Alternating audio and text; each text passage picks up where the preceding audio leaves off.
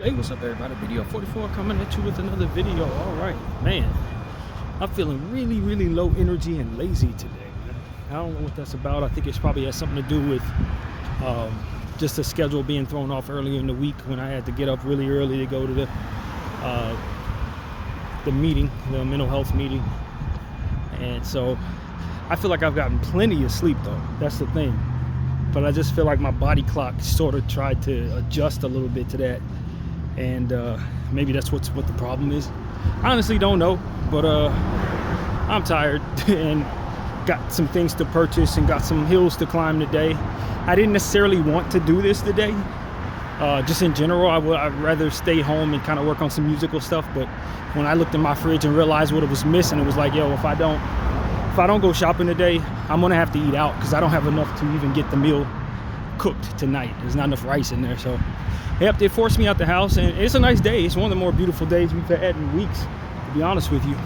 It's about 79 degrees. Very comfortable out here in that regard. As you can see, I'm growing my facial hair out. I'm not sure how long I'm gonna let it grow. I just want to see what it looks like, because usually when I do grow it out, I shave this area, and I'm not sure exactly how much of a beard I can actually grow at this point. So just want to see what it looks like, maybe give it another week or two, see it get a little full and then cut it off. So I'm not in love with it, to be honest with you. It probably needs to be tapered up, and I'm not going to nobody's barber shop, so we'll see how long it lasts. I make sure I cut underneath the chin and the neck, because I can't stand hair under there. It's extremely irritating to me. But otherwise, that's what it is. Keep the head shaved and grow it out. As you can see, I'm going a little gray, but that's not bad for a person at 41. I know people my age are much grayer than me, so live with it. Yeah, man, I guess I'll feel better once I get some walking in. But I really feel like laying down and going to sleep, even though I slept plenty, absolutely plenty last night. I was not lacking in sleep. I went to sleep probably about 11 o'clock and woke up at like 8:30, so I should not be tired, but just a low energy. So I got the results on my psychological testing, and he gave me some understanding of what it is he was looking at. He said it was just kind of like a base level take on myself. It wasn't necessarily enough data to really give him a full diagnosis or a full understanding rather of my mental makeup. But essentially what he was saying was he believes that there may be some anxiety issues, performance anxiety, social anxiety. He mentioned more than once. He had a certain way of phrasing it in regards to different things that he said may be there, but he completely ruled out ADHD, and he completely ruled out autism. He said I show some frontal lobe behaviors that are not consistent with that, and so he ruled that all the way out. They don't believe I'm on the spectrum in that way or in any way at all, but there is some real depression stuff that we talked about that he said I'm in remission in regards to some of the more severe symptoms from my past when I was a child. He mentioned body dysmorphia syndrome of some sort. I think that I showed severe signs of that as a child, but he said that that's not, it doesn't appear that any of that is bothering me today. He said some of the trauma and stuff like that, things that they look for in regards to trauma, he said in the past it may have affected me, but he doesn't see any signs based on my current assessment that any of my old traumas are showing up today. He did mention something about behavioral stuff as it pertains to obsessive behavioral repetitive something, but I really don't have the terms in my head. He was essentially saying is, you know, the workout behavior and some of my being locked into different behaviors was something that stood out, but the terms that he used came in my head and out the other. He did mention that I had some memory issues that he thought were accentuated by marijuana use, but ultimately I was pretty normal across the board in certain things. He said that my hand-eye motor skills were above range for people my age. We did like this little practice where he gave me some tools to put in like a box. It's like little keyhole type things where you got to twist the keyhole a certain way. He said I was very above average in that area. That was what he said. Everything else was pretty much average. Memory stuff, he said I was below average in certain things where I had to perform, but he equated my performance to potential fatigue and anxiety, performance anxiety, not working well when I'm put on the spot or under pressure, well below average in those areas. So he thinks that, you know, the basis of what he took from me is if I have some issues, it would be in the areas of anxiety and depression. But the depression is in full remission at this point. I asked him about the long stints of isolation. He said that essentially what he was breaking down was the idea that, you know, once I have it in my mind that something is not right, the more time that I'm bringing forth some type of anxiety or anxiousness to something, it tumbles forward to be more than what it is.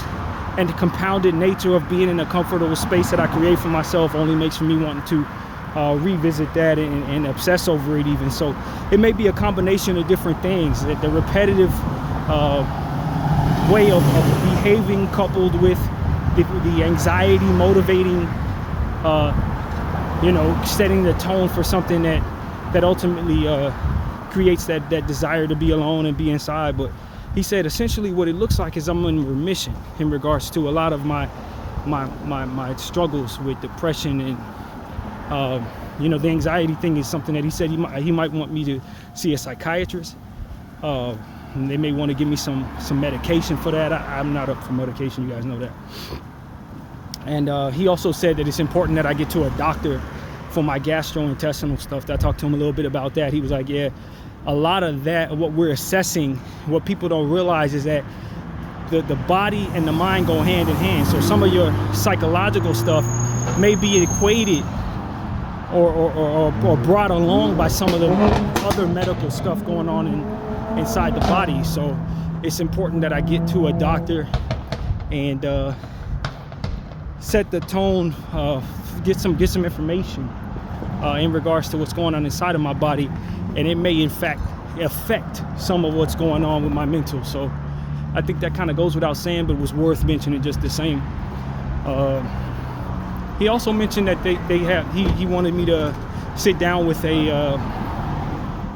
someone that really structures like life planning and stuff like that. Somebody who can set down incremental introductions to smaller tasks or smaller goals that can be built upon. Essentially what Lydia's point of view is, which is slowly but surely bring you along in regards to certain things that may be considered stressful or what have you.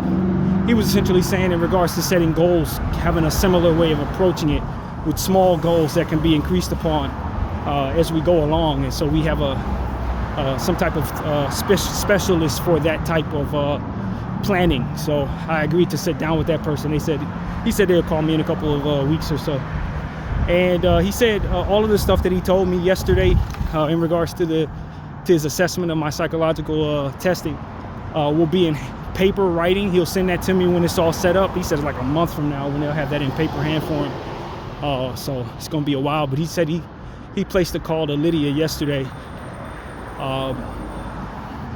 before communicating with me and gave her all the information in regards to what he was giving to me about his assessment and the results of my testing. So I wish I had all of the terminology that he had, that he told me, because it was a lot, and I was only able to gauge as much of it as I understood. But essentially what he was saying is if I have any real issues, it's in the area of repetitive behavior, anxiety, and depression. So I think that's pretty good. As far as what I was looking for, I think I got some answers. I think I got some things kind of came together based on that testing, and I still think there were some things that may not have been able to be explored. Certain behavioral things that I did not get a chance to discuss or wasn't thinking to discuss that might have kind of worked in a little more of what he was able to assess. But ultimately it gave me a groundwork type of assessment, a professional assessment that has long been needed, and something that can now be in my file that states this person has been seen by someone and these are the things that they saw, and this is what their prognosis is for that person's mind. So that's what I got yesterday. I sat down with him via like something adjacent to FaceTime. It was whatever they had through their program. And all they had to do was like 15 minutes before the scheduled appointment, send me a link via text, click on the link, and you go straight to the room. So it was a very easy process. We were both on time, and it lasted for about 45 minutes to an hour. We just sat down and talked over the results of what we had done this past Tuesday. So, you know, that concludes my professional situation with Dr. Aguilar, but he said that I can call him whenever I want to. He's open to speak to me just freely if ever I need something. He said there would not need to be another test like that, psychoanalysis of that degree, unless we have some severe regressions to my ability to do things for myself, like motor stuff, showering and cooking for myself. If it gets to a point where I start having some real, like, devastating regression, that would be the only reason why he felt it would be necessary for me to do a test like that ever again. So that's really what we got, man. That's the nature of what it is he gave me. Not on the spectrum, no ADHD, no autism of any kind, but performance anxiety, social anxieties, and some type of specific regression on my depression type of thing, overcoming depression after having severe depression issues, and different areas of what that would be defined was also mentioned. Body dysmorphia, whatever the hell, repetitive behavior, whatever the hell. It's a lot of stuff. He said a lot. So yeah, that's at least something that we can work with from here. So that's a big step for me. Very happy about it. I think for myself, you know, it became a situation where it's like, all right, I don't want to take that information and then start leaning into it. Sort of like it is when you find out you're sick with something, and then all of a sudden you start coddling yourself in those, you know, or stopping your consistency and taking care of certain things because you now believe you were sick because you've been told you were sick, as to where nothing's really changed except for your awareness of what it is. That's what I don't want to happen, you know what I mean? But at the same time, to get some answers is very important, and you want to find yourself in a position where you know what's going on with yourself. So, you know, as I understand it, now I got to continue to live my life the same way I have been, knowing that there's some type of a diagnosis, knowing that there's some type of understanding as to what it is I've been struggling with. It doesn't change the struggle itself, nor should it change what my practices are in regards to living with it. So what I don't want to do is lean in the house and say, oh, my anxiety, oh, my social anxiety, this, that. So you got to keep living and keep on working toward fixing what can be fixed and managing what needs to be managed. So that's the challenge for me now. Having this information is to not give myself any passes for leaning into certain behaviors due to that diagnosis. So that's really what it is, man. I think I've overcome a lot of it. Like I said, he said I was in remission. I think that part is obvious. Some of my worst behaviors, I think if I would have taken this test maybe 3 years ago, it would have been a big problem. But then again, if I would have taken these tests 3 years ago, I was also on marijuana. And one thing that he mentioned was that, you know, if you had been taking marijuana, if I was still in that space, I would have to be sober for, like, I think he said like 3 weeks before taking that test. So I don't know if I would have been able to do that back then. The way I was smoking, how dependent I felt to that, I don't know if I ever would have even found myself in a position to do that test at the time. And a lot of that behavior stuff, it was really important that you be sober. Like, you could see it. Once I got there, I realized why that was the case, because they really are assessing things that will directly affect you when you're high. So yeah, man, that's really what it is. I feel like we've taken a major step for what it is our goal has been, which is to have some sort of documentation and diagnosis on my mental health. I still think we got a long way to go, but I definitely think we've come a very long way just in a very short amount of time. So yeah, that's really what it is, man. We got that diagnosis.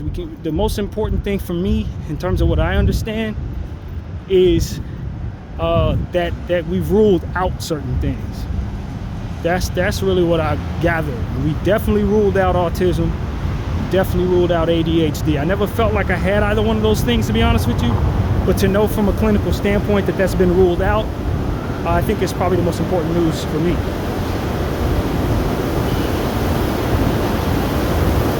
And so yeah, that's what it is. That's the result of the test, for those who are wondering.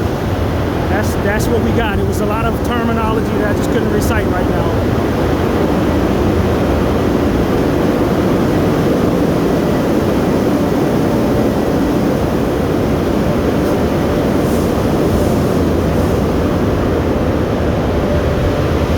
And I think I got a firm explanation for some of my behavior. I think a lot of it added up and made sense. I think his assessment was sound. And I think there may be still more things to learn about me, but I think what he gave me made sense to me. So that's also important. A lot of times the diagnoses don't make no sense. They don't add up with what your understanding is. In this case, it very much did. It very much did. And I felt like I gained a lot of clarity as to what it is I've been struggling with from a clinical standpoint. So yeah, very good. I do have a therapy session with Lydia on the 7th. I think today is the 4th. Happy birthday to my sister Sue. Sarah's birthday's today. So I know for a fact that will be on the 7th, which I think falls on Tuesday if my math is correct.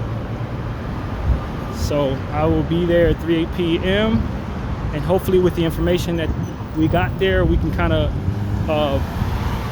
go forward in whatever way would be best with that extra information on Lydia's desk. So yeah, that's what's going on, man. That's what's up. Aside from that, yesterday I kind of spent most of my day in the house because I was preparing for that. I also had the Laker game, first Laker preseason game last night. Of course, I left a video here for you guys. A couple videos here, of course, as I always do for those games.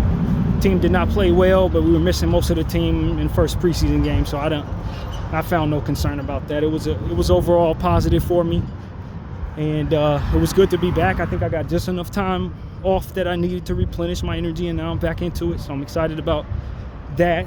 Very happy about that. And what else, man? I did my Hunters Blue workout yesterday. Despite being in the house all day, I did manage to get really good exercise and plenty of rest. And spoke with my sis. Some of the stuff that we got going on in our family it seems like it's working itself out, man. It seems like, you know, me getting back in touch with my sister has been very positive, because now she's back in touch with our brother. I actually haven't spoken to Vernon, but she's now speaking with Vernon, and they had some issues, some personal stuff that kept them from speaking. So it seems like everybody's kind of coming back together slowly but surely. The next step is to try to get my sister Sarah, whose birthday's today, back in touch with Sonia. And they also haven't spoken, but you know, it seems like we're all coming together, rallying around my brother Vernon's daughter, Ivy, and the stuff that's going on with her.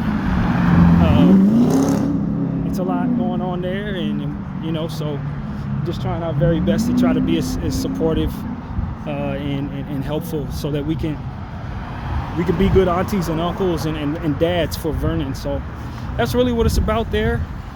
Situation is a little rocky, but I think it's starting to smooth out on our end with our family, and I think that's what we can control. And I think it's important that I say that on my prayer list, I've had Ivy on the prayer list since I found out she was here. You know, as soon as my brother told everybody the news that Ivy was on the way, I put her on the prayer list. And so that was what, 2 weeks into her being conceived. Like throughout the entire pregnancy and throughout her entire life, she's been prayed for here. And you know, that's she's really important in that regard to me as well. Not just as a family member, but someone that I've been praying for, a spiritual interest there. So and Vernon I had on the list at the same time as well. So, you know, it's one of those things where I see God working in that situation. It's not surprising that things are starting to just kind of miraculously fall into place. And I know that God will continue to do that in that good regard. Prayer works, that's what I can say. And so yeah, that's what's going on there, man. Just trying to continue to get to know my sister better, and then from there, kind of get to know the rest of my family better, you know, one step at a time. So it's been good. It's been very good. And like I said, shout out to Sarah, whose birthday's today. She lives out of state, but I was able to talk to her first thing this morning. I sent her some text messages wishing her a happy birthday, and she got back to me right away, and it was awesome as always. So that's what's up there. A lot of people birthday this week. Man. It's about half of the people I know birthday this week, if I'm being completely real with y'all. Most of the people I know are Libras. And so my dad's birthday would have been the 14th if he was still around. My homeboy Les, his birthday's I believe on the 15th. Ron's birthday's coming up sometime this week. I think hers is before that. Hers might be on the 12th or something like that. I'm not really sure exactly the day, but my calendar has her on there. My boy Keontae's birthday's on the 6th. My homegirl that used to work here, that no longer works here, her birthday's on the 9th. So this is a lot of people I know birthdays this week, man. It's probably a few more too, to be honest. It's a few more than that. And so shout out to all the Libras out there. Enjoy yourself, celebrate responsibly, all of that good stuff. And what else, man? Paying attention to what's going on in Gaza. I told you guys that, you know, they tried to come up with a ceasefire. Israel wasn't behind it. I saw something, I don't know if it was legitimate or not. I honestly can't tell you. But they put, it was something doctored up via AI where it had Donald Trump with like Hamas gear on and Hamas head wrap. I thought it was hilarious. And it just goes to show you, man, when it comes to Israel, man, you can't tell them no one time without them acting like you never said yes. Didn't Beyonce put that in the song? Something like that. It's like I never said yes. That's them. Donald Trump been doing everything they asked him to do, bending over backwards to co-sign they slaughtering of all these people, children mostly. He been a real friend to Israel, even when Israel ain't been a friend to him.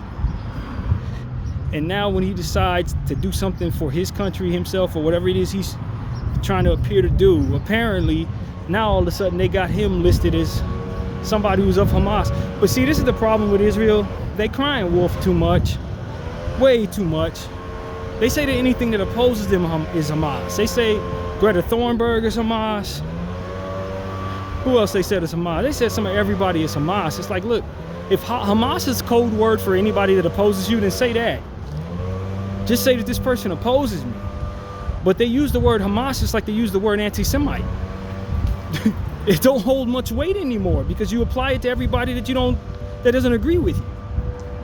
And if that's what you're going to do, you're going to continue to lose credibility with people who are on the fence about you. Which there shouldn't be too many left.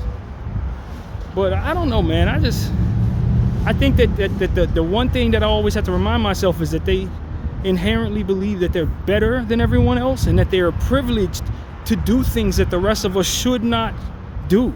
And when they live as if that's just to be understood, then you get an explanation for why there's no self-accountability for a lot of these behaviors. It's because they do indeed live as if they're supposed to be able to do things that no one else should. And they expect that that's the world they're in regards to how others are supposed to treat them. And it's like, they're impossible because of it. And anybody that does business with them is setting themselves up to be their slave. And if you're not trying to set up to be their slave, then it's just a matter of time before they turn on you.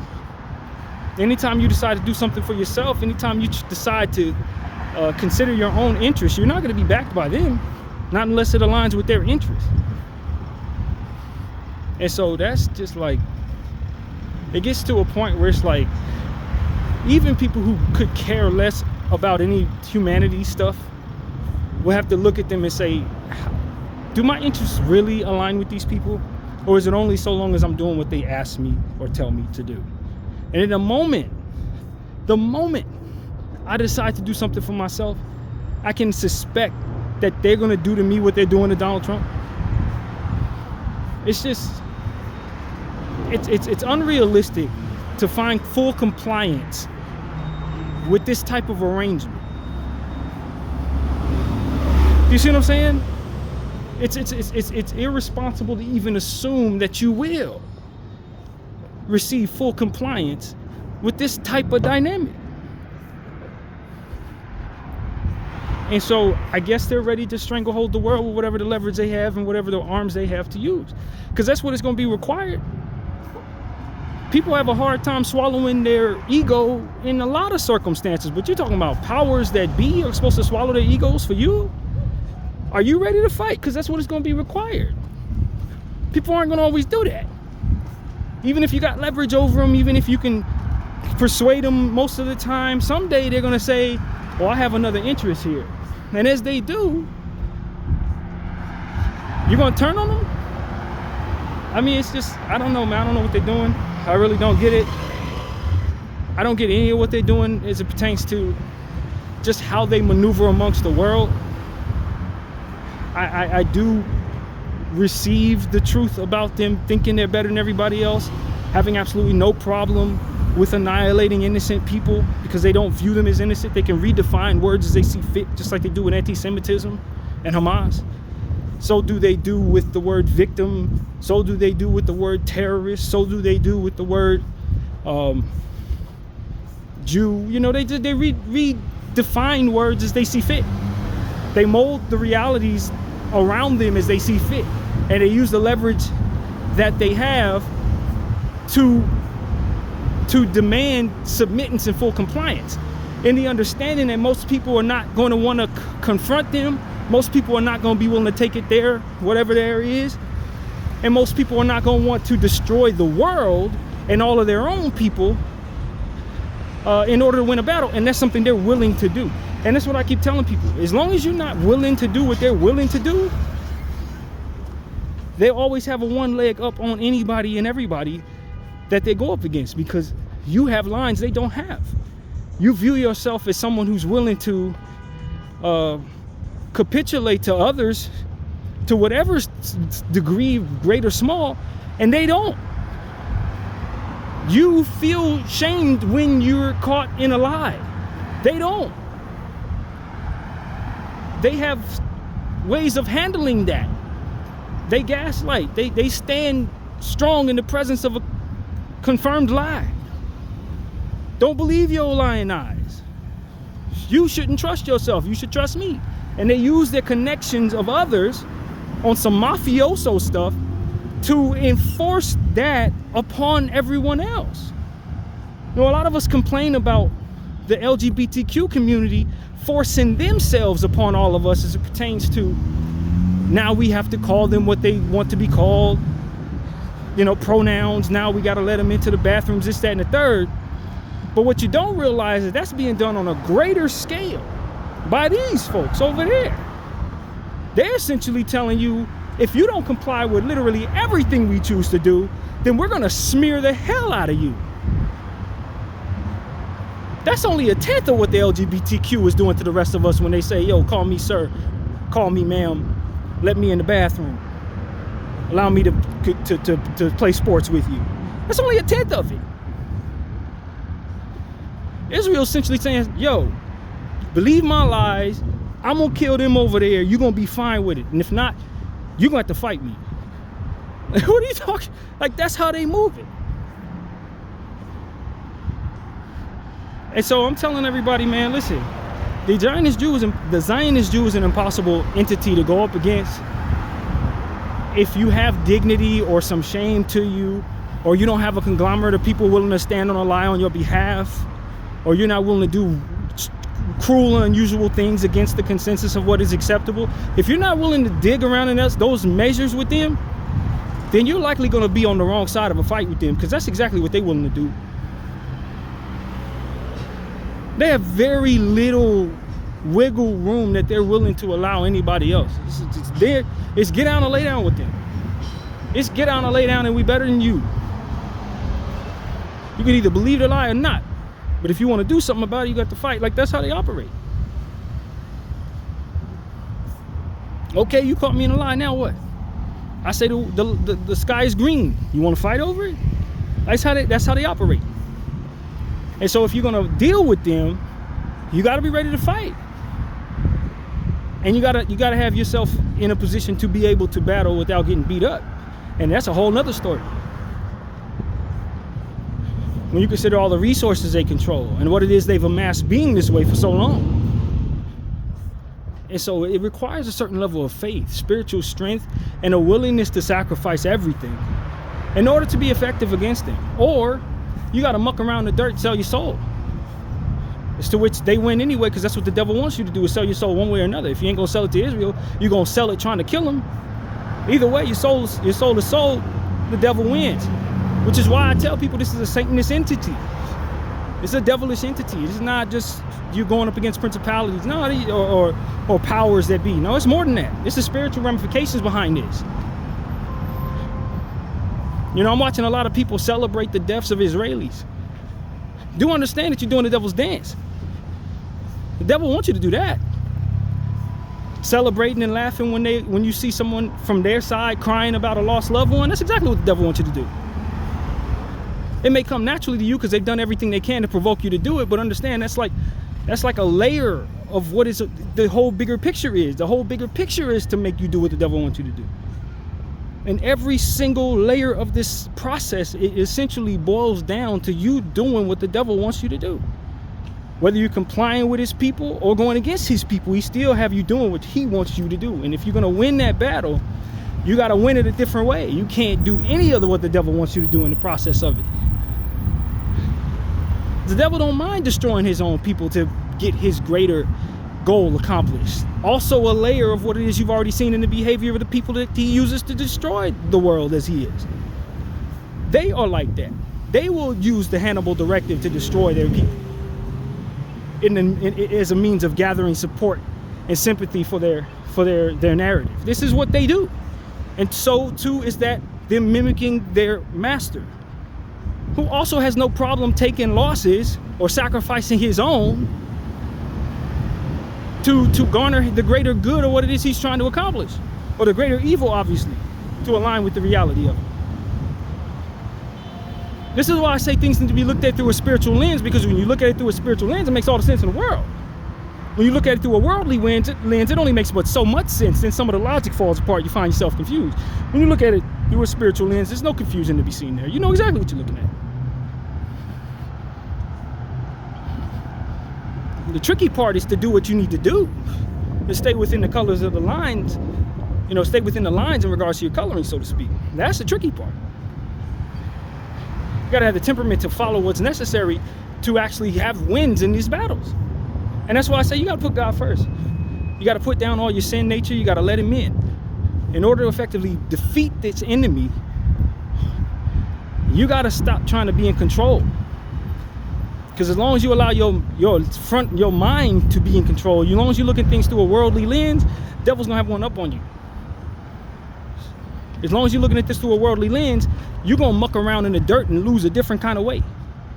You're gonna go down there with them in the dirt that they're willing to go down toward, and you make yourself dirty, thus making it impossible for your soul to be all right in the afterlife. Trying to be the devil, that's God's business. That's the point. You can't win those battles in a conventional way, because it's not a conventional fight. You're fighting a southpaw. Some of the stuff that you think will work in most situations ain't gonna work against them. It may help you win the battle, but you lose the war. And it just becomes you losing in the end. And so that's really what I'm here to tell y'all, man. This ain't that difficult of a task. You gotta stay close to God, establish that relationship with him, and then begin to ignore the fears that come with capitulating to this worldly entity, this Satanist entity. Because that's what a lot of people gonna do. Oh my God, they made laws. Oh my God, they're gonna throw us in prison. Oh my God, you can't worry about all that. You can't. It's chestnut checkers. You worrying about all that effectively plays into their hands, continues to keep them going in the way that they're going. You got to ignore all that. They're going to do a lot of different things, try to keep their power, but their power is at risk when you say F all of that. No different than them saying F all that to your morals and going lower than you would be willing to go is effective in overcoming you. You got to do it the opposite way. You got to do it the inverted way. It's the same logic, but it's a different thing. Because when they start saying what they're going to do, saying they're going to do this, and this, if you don't do that, and that, that's the equivalent to you watching them go lower than you will allow yourself to go based on your moral standards. It's equivalent. That's where you're able to touch them in areas they don't like. Because they need to be able to use that leverage over you, that they got to be able to have them bluffs over you. If they don't have them bluffs over you, that's like a good portion of the power that they use to move. That's their central nervous system, is their leverage over others. And so if you remove the psychological stranglehold that those threats will have over your head, you effectively do the equivalent of what it is they're doing when they go lower than you're willing to go for your moral structure and your moral threshold. It's equivalent. And that's why I struggle with what needs to be done, because when I look at the people who are doing this freedom flotilla, that's essentially what they're doing. I'm just expressing to you, and have been expressing to you, that I don't really have the temperament for it. I don't feel like offering myself up to slaughter is the best move for me. But I do agree that that is the equivalent of what it is I'm telling y'all to do, which is ignore their threats. They say they're gonna bomb you in the water. You still gotta move them boats toward the shore. And in the process of moving them boats toward the shore, you're taking away their leverage, because they need you to be afraid of them.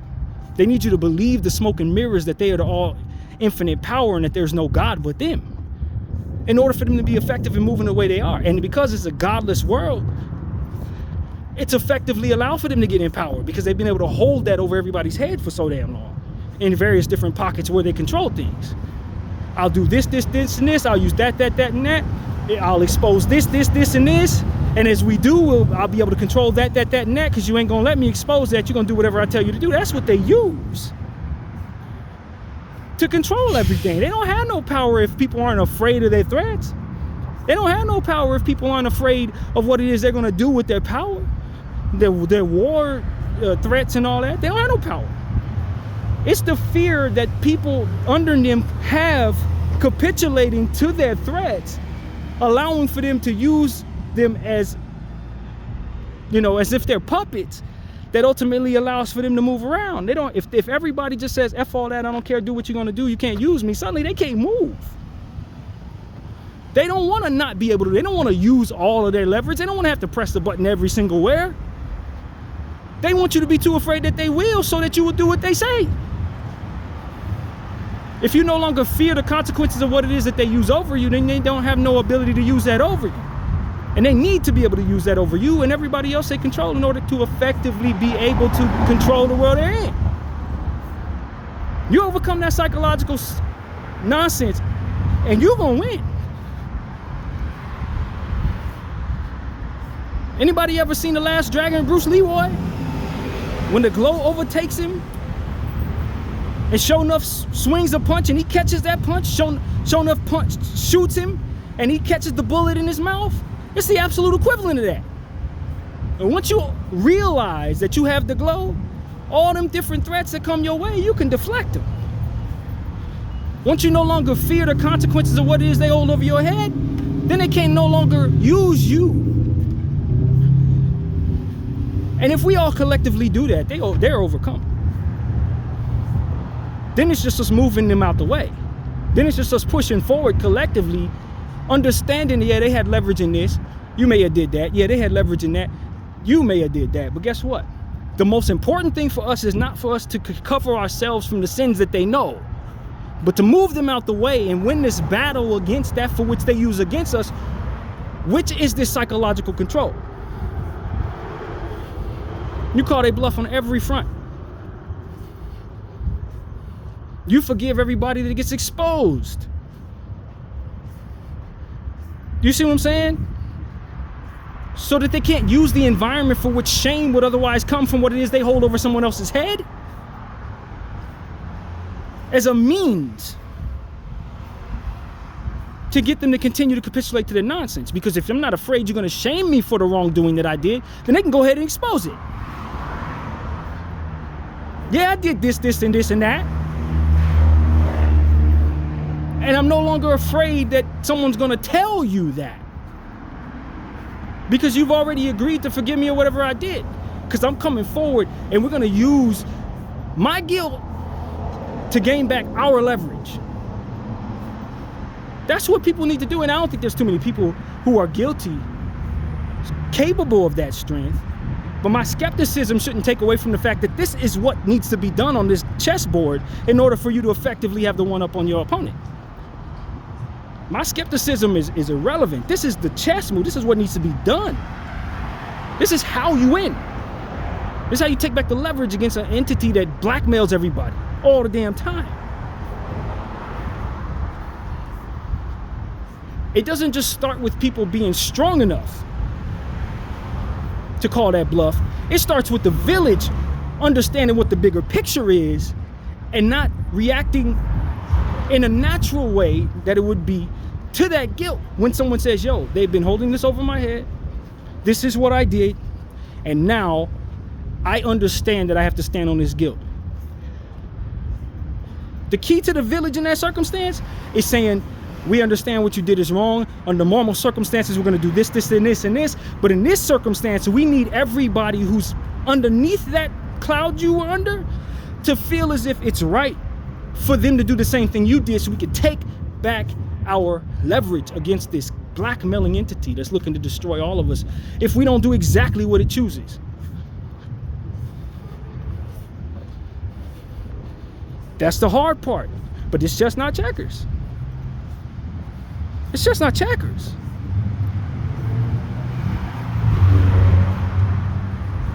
Is our generation strong enough to do this? And we need to be, because if we tumble forward this any further, they're going to garner more and more power and get more and more ruthless off of the strength of the fact that we allowed them to do a genocide in our faces when we knew they were doing it.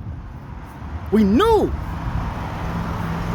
And people still playing the game like giving them the leverage is the way to go. Hell no.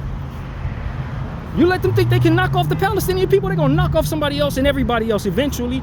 Anybody's going to do everything they say, including the stuff that you can't even think about, because once you give somebody that type of belief that they can do whatever they want in this regard, the hunger to continue to do so, that bloodthirst does not die.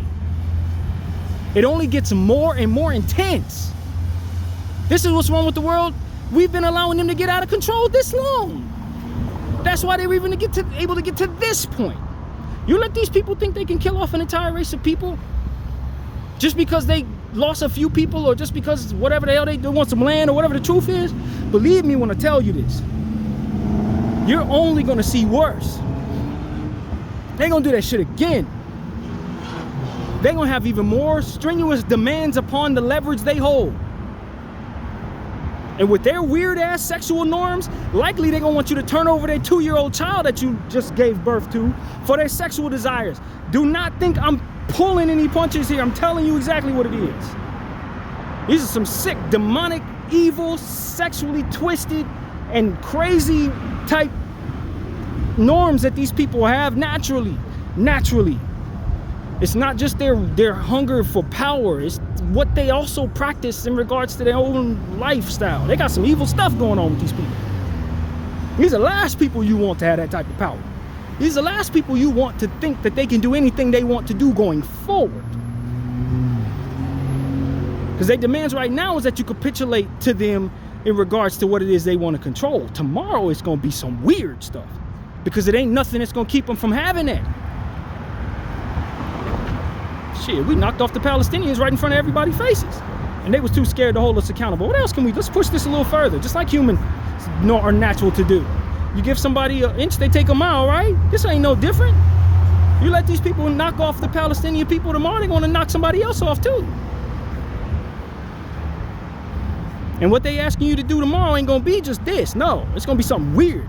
It's gonna be something much worse. Significantly worse, believe it or not. You're supposed to be their slaves. I'm telling you, that's what's in their book. The Goy is their slaves. And like I said, these are the wrong people. Based on what it is I've learned about them, these are the wrong people. The absolute wrong people to have with that being the case.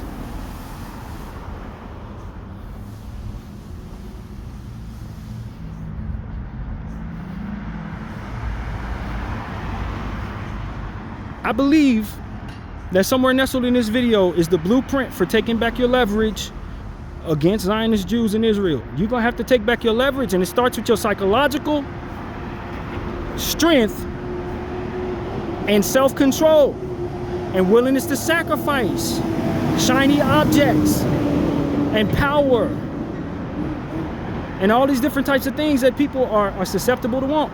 You got to be able to effectively see the fruit and leaving that stuff alone. For the first time in your lives, you have real reason to not do stuff that comes naturally to your ego. To feed yourself and get all fat and happy. We are learning the greatest lesson in that regard through these people. Because when you allow yourself to get fat and happy off of wealth and power and unchecked behavior, this is what you get. You get them. You get that shit. You get this. So in our own personal lives, we should see every reason why we should put a cap on some of this stuff, man. All the people that are running around saying life is about me being happy, this is what happens when everybody does get happy.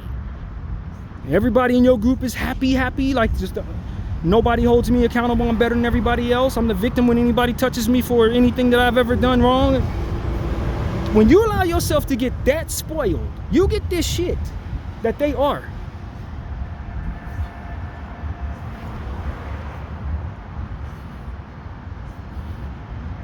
Bdf 44. I thank you all for watching. I'm out.